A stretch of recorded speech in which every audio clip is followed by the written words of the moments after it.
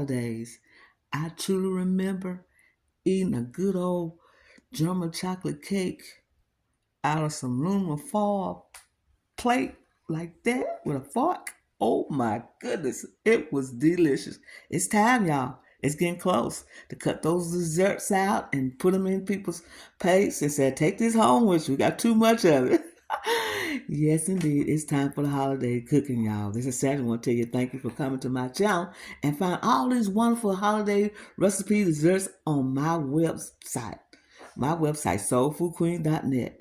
I remember this so well, y'all. I was eating this dessert without even putting it on a plate because it was so good. We left it in aluminum foil. Now, who all is guilty of that? Say, I'm guilty.